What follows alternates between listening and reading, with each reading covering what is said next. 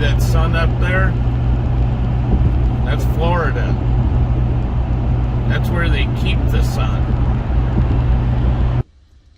Good morning, everyone.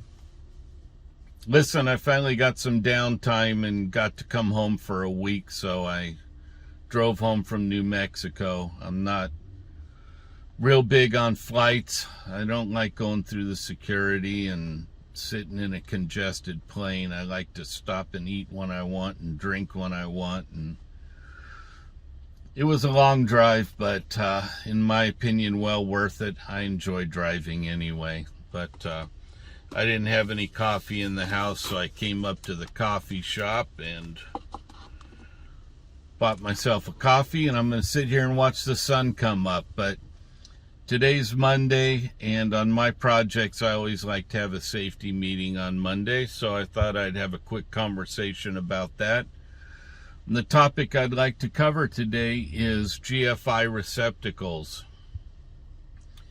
You know, it's getting to be that time of year when there's going to be some snow on the ground and wet conditions, rain, depending on what part of the country you're in, and it's our responsibility as electricians, not only to keep ourselves and our co-workers safe with GFI receptacles, but also a lot of times the entire job site, right?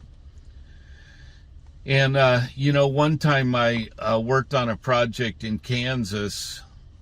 It was a school edition, had a big gym and some administrative areas, but the general contractor had come in on a Friday and dug a bunch of footings for this big gymnasium. And it was springtime, and in Kansas in springtime there's a lot of rain, a lot of storms, tornadoes.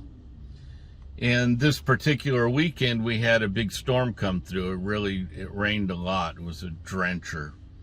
So Monday morning when we showed up, all of those footings were full of water, and this general contractor, being a stubborn guy, decided he was going to pump the water out of them and pour them anyway.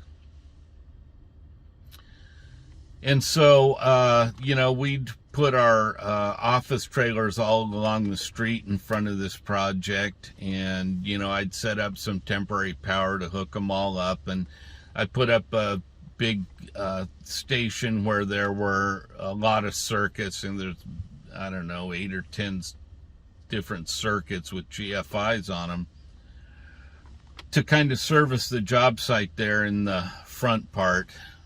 And so I was opening up my office. I opened up my office that morning, and I was just kind of getting organized and stuff, and I ended up coming out of there, and I looked across the job site, and there was a bunch of smoke just billowing out of the ground. And I thought, man, what's going on over there? Are they burning trash? Or I thought that was kind of weird.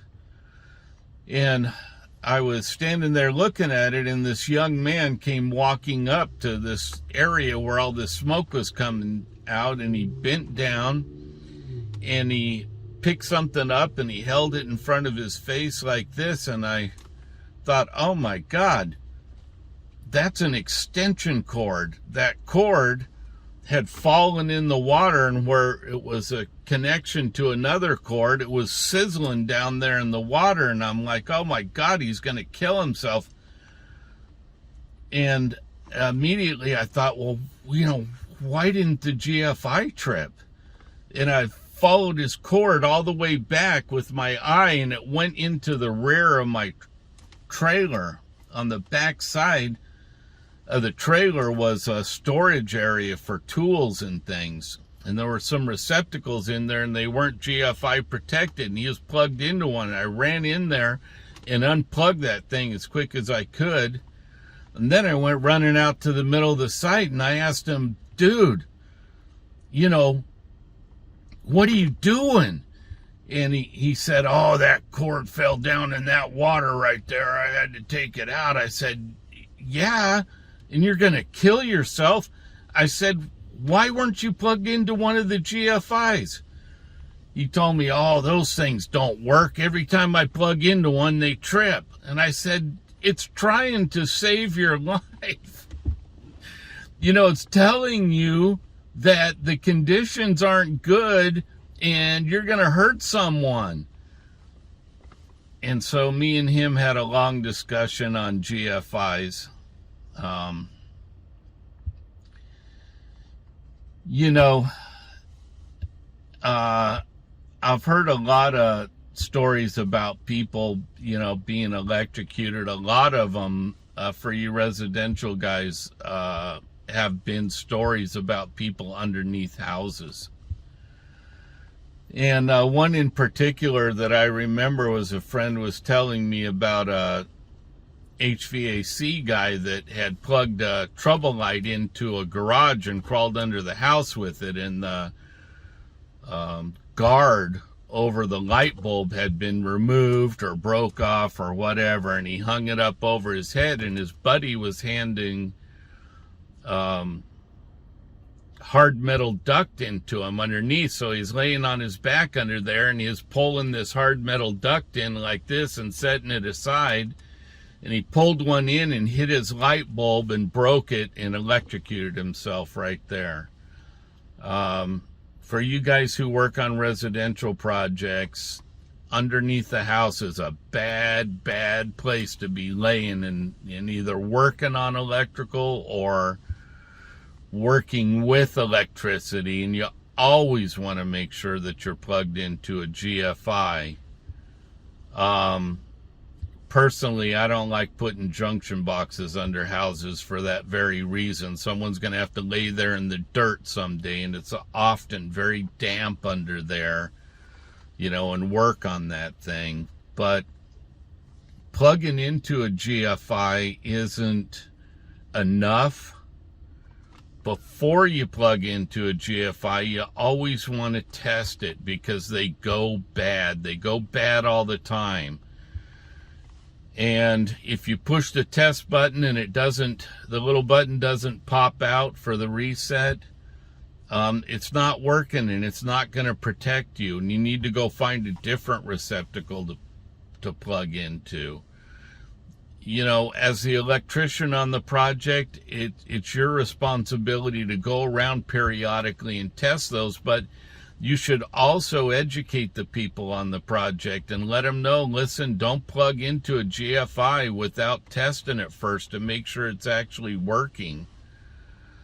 And, you know, you could carry that further and even go around your house, and test them there. You don't know which one of your family members is going to be plugging into one of those, and they don't know to test it before they plug into it. People just assume that it's a GFI and it's good, and they plug a cord in there, and, you know, maybe it's not going to work. So particularly your bathrooms, if you have kids, make sure you test those frequently. You never know when they'll go bad. So anyway, I'm going to sit here and watch the sunrise over Florida. And everybody have a safe day. Watch out for each other. Watch out for the other people on the project. And just have a great day. Thanks. In case you don't know, I do offer foreman training, and it's free. You can surf over to my website, Estimateguard.com.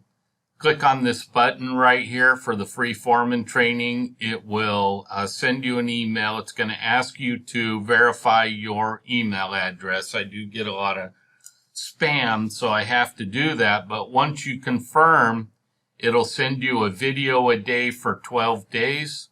Teach you a lot of information about managing projects. So if you're a foreman or a journeyman and you want to elevate your career and start making more money, there's a lot of really good information in there. Totally free to you. And I'd also like to mention that I do take special requests. So if you have a question about something you'd like to have answered, drop a comment in the video below, and I'll do my best to answer that for you. So Everybody have a great day, and thanks a lot for checking in.